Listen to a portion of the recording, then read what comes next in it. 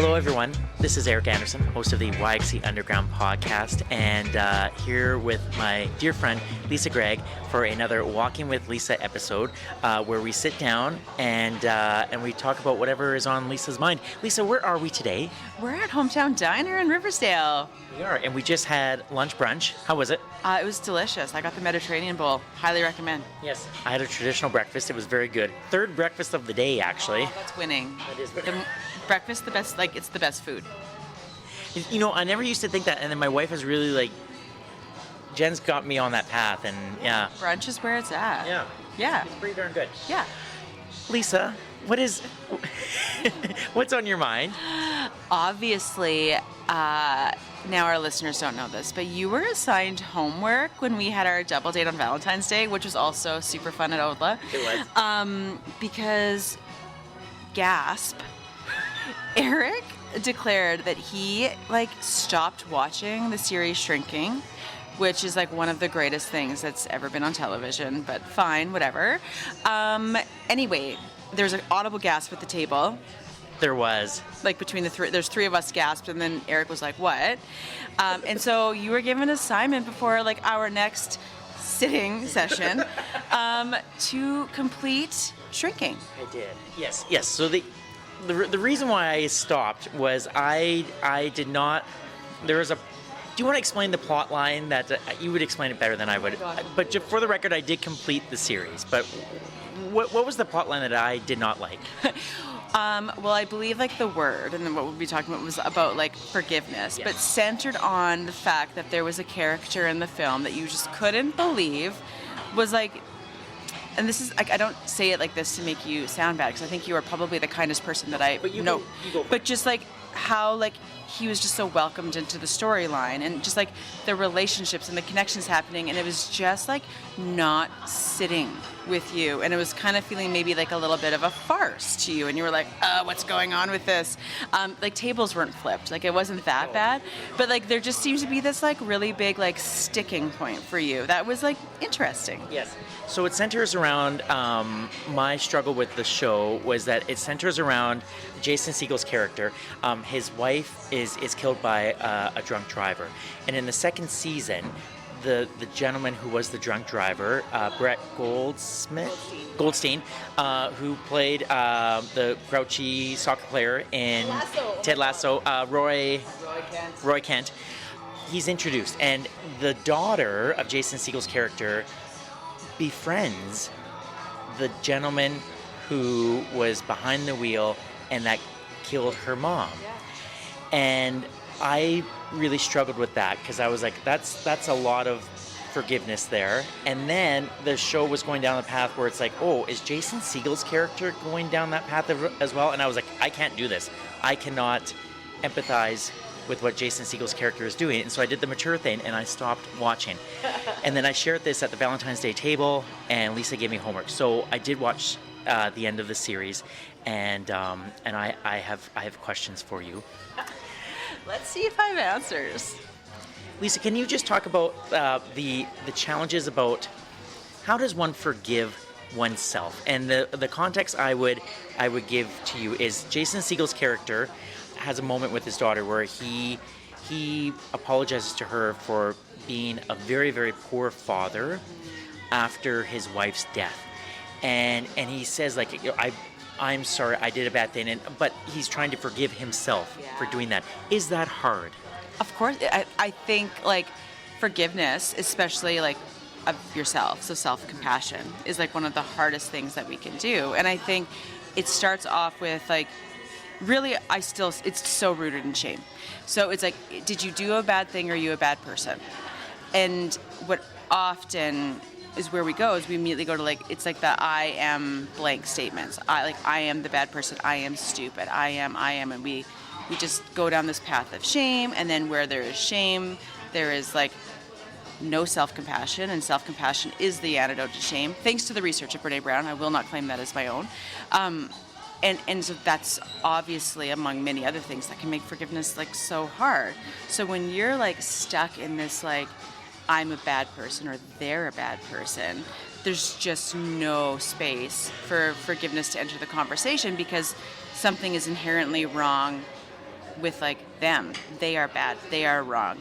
Enter our criminal justice system, right? And versus understanding that like, no, good people do bad things all the time. And when you do that and then you zoom out a little bit, that's where self-compassion can like enter the conversation, and giving yourself or others grace and getting curious instead of judgmental, and it's a journey. If someone is struggling with they're in that shame spiral, yes. How does one begin? Like, do you have to sit in that for a while, or I guess it's different, obviously for every person. But do you have to sit in that for a while before you can start to think about being curious again, or that self-compassion? I mean, we have to sit in everything, and that's the other problem is we avoid that. Like, it's uncomfortable, right? So what are we doing with discomfort? We are doing anything possible to get rid of it. So are we numbing? Right? So are we doom scrolling? Are we drinking? What are we doing to numb? We have many things that we do to numb. And when we don't go to the root of why are we numbing, then we're certainly not going to get to that. Usually what is sitting at the bottom of the barrel, which is shame. But like, that's just like really what it starts, that we're avoiding discomfort all the time. We're just always avoiding it. So like, of course you have to sit in that discomfort. And I don't say that as like, duh. I mean it like we have to normalize the fact that it's uncomfortable. And like, one of the greatest things is when other people are willing to sit with us in discomfort, as opposed to doing what we all like to do, which is like we try to problem solve discomfort away. Where it's like, oh my God, no, you're great. You're great, as opposed to being like, oh, that sucks, Eric. It sucks to feel that way.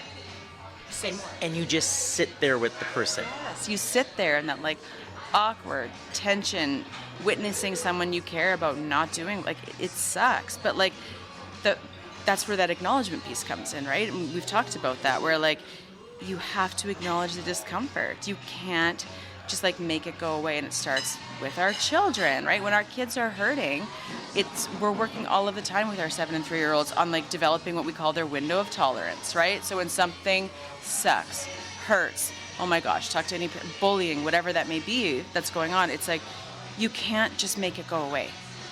So it's like, how are you developing a window of tolerance as to like, this just sucks and is hard, and what am I doing in the hard that's a healthier choice, or that good, better, best? And then working through that. And I think the more exposure and practice we have, the better our resources and toolkits become. But if you've grown up in a household where everybody fixes every possible problem for you, you're never going to have that window of tolerance. The moment something becomes uncomfortable or hard, it's like you just like shut down, and it's like you might just go that inward, like, it's my fault, this is me, I'm stupid, I'm this, I'm that, as opposed to like, oh, I've been here before, this is hard, I've been able to get through it, what can I do, what do I need, how do I ask for help, how can I share my hard with someone I trust? Because we know that also like alleviates so much of the shame, is when you share it. Why is that? I mean, shame survives in secrecy. I mean, and that's like, talk about like probably AA 101 too, right? But everything is like rooted in like, because our heads are a dangerous place to be. I mean, really, right? And so if you then keep believing that cycle that you're on, telling yourself, and then you've told yourself that nobody's going to believe you or support you or stand behind you, that's harder. Or maybe you've had terrible experiences where that's true. Many people can say that too, where like they have tried to ask for help and the help that they received was not good or was even worse. And then you've been kind of reinforced to like, don't ask for this, or I really am bad. I really did do this, like, right? But that's how early these narratives start, right? Like at any age. And so, yeah, forgiveness. Oh my gosh, it's probably one of the hardest things that we have to do. Relating it back to the show, your two things you brought up there, and that was all of it. That was wonderful. I'm just like processing that now. When you talked about numbing, I think of Jason Segel's character after his wife passes away. He like a lot of alcohol. Yeah. So there's the numbing there. But then when he's looking for someone to help him and to literally sit next to him, it's Harrison Ford's character. They sit on the bench. He's literally sitting next to Jason Segel and being like, I know what you need to do. Are you going to have the guts to like start talking about this? He's literally sitting beside him, Lisa. Yeah, I know. And like the best part being is like how Harrison Ford's character was like call it like, I know where this is gonna go, so you can let me know when you're there, and I'm gonna answer the phone.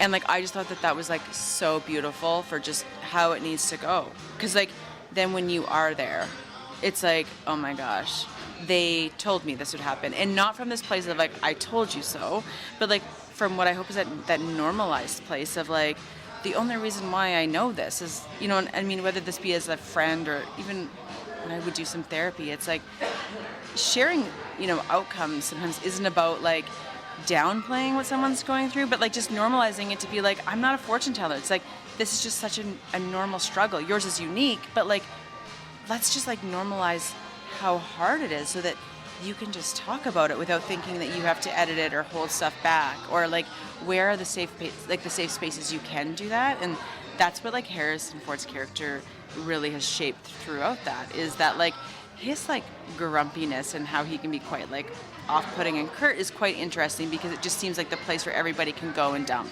and unload and just like whack, because they're like, oh whatever, he's just miserable anyway.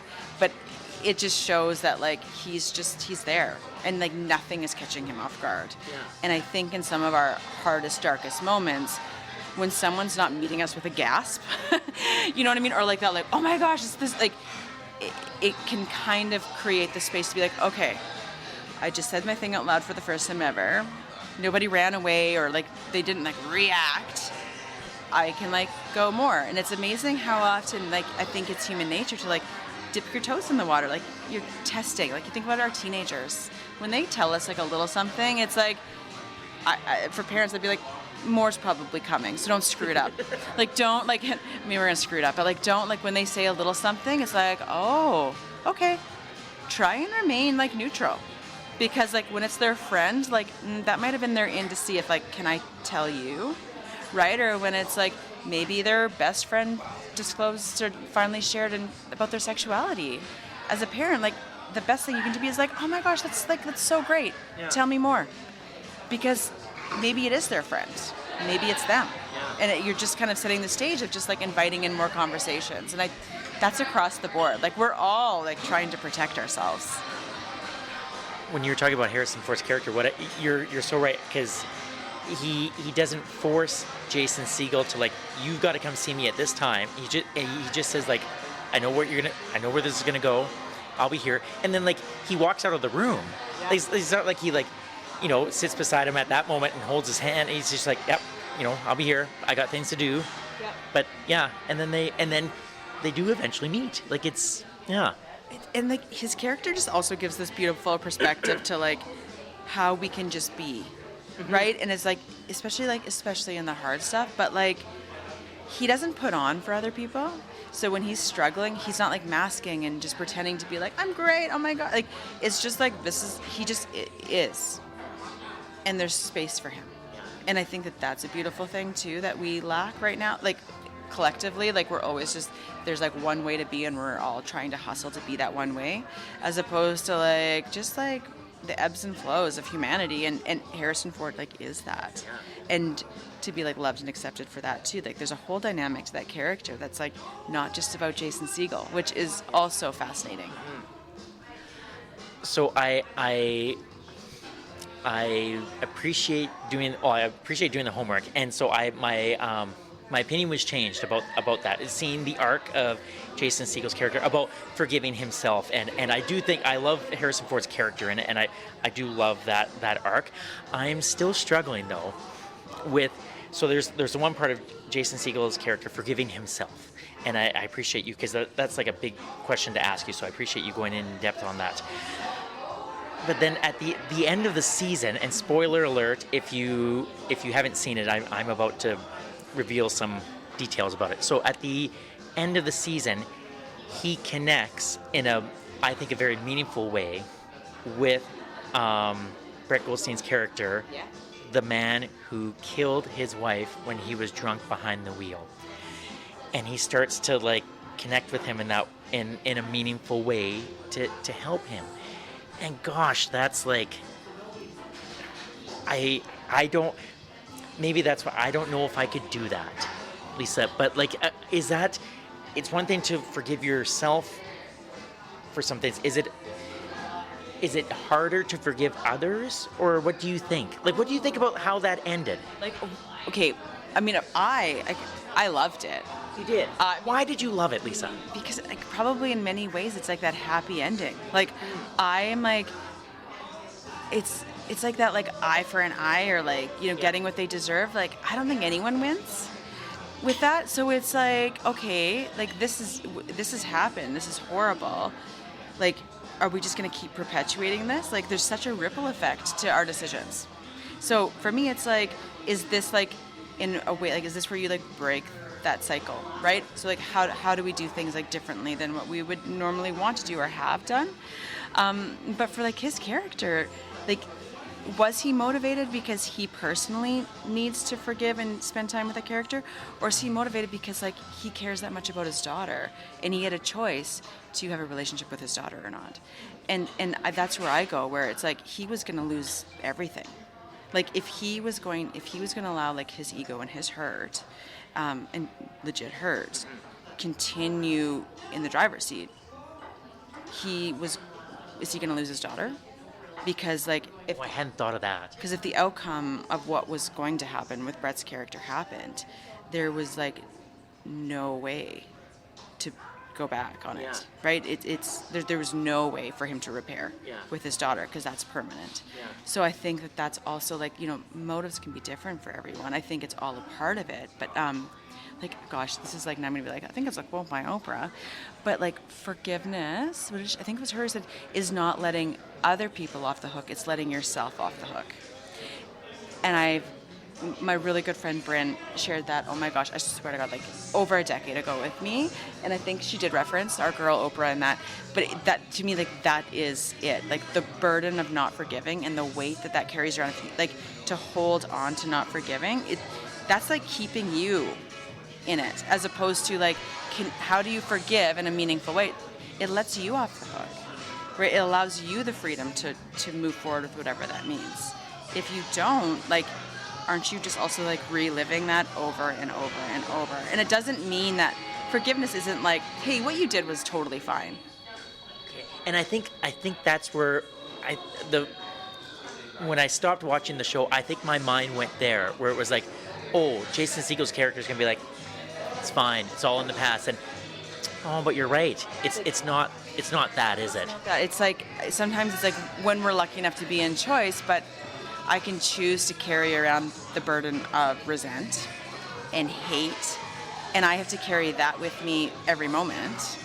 Or I can find somehow to release that and move forward and choose how that person or that incident or whatever that is exists in my life. Like, I'm not saying that, you know, you need to go for coffee or anything with these people, but like carrying it around is burdensome and heavy and clouds some of our best decision making. And you see it all the time when someone has not truly worked towards forgiveness, and that's a whole other thing. Like that takes a lot of work. Like it's not easy to do, but it runs the show. This has been very this is very enlightening to me. Right, forgiveness is like, nothing like speed dating forgiveness, which is like probably one of the most complex things. But like honestly, like quick story, once upon a time did bereavement counseling, and I sat with a woman who had been married for like, gosh, her husband of 63 years had just died. And, oh my, she was just such a treat. And I remember the one time I asked her, I'm like, what's the secret to 63 years of marriage? And she just looked at me and she went, forgiveness. And like I've just sat with that. I'm like, isn't that the truth? And she's like, that's it. It's that hard and that easy. And I was like, okay, mic drop. Yeah. But and you're right too. It's so hard, and I know we're sort of like speed dating through this, and we could totally come back to it in future episodes or conversations. But you're right. Like it's so much work, as you have detailed in our conversation this morning or this afternoon. But at the same time too, it's easy in terms of like you can see in the show at the end, like Jason Segel's like, even his body, like his posture, and you can, you know, he portrays it well, that there is like shoulder drops. Yes. Right, his like shoulder drops, but it's also like it's I would imagine, or like I can in smaller ways, like it's also easier in a way when that person is also carrying around the poor choices that they've made, which this character is. Like, Yes. he is not skipping through life, not acknowledging. So it's like he is in a struggle. Like, he very clearly is not okay Yeah. with what he did. And so for me, it's like I can release now myself from that, and he's still aware of what he did. Yeah. Now I'm just not also carrying that around. Which impacts so many other aspects of his life, especially the relationship with his daughter. And like that's what you see throughout the whole, you know, you see as much as it is about the grief, of course it is, right? But it'll be very interesting to see where the writers go in the next season now, where like, what does that like act of, and it's like active forgiveness, because that will be a practice every single day, and you're going to go forwards and backwards with it, but like what does that look like? Because like that is not going to be fun for you or him to watch.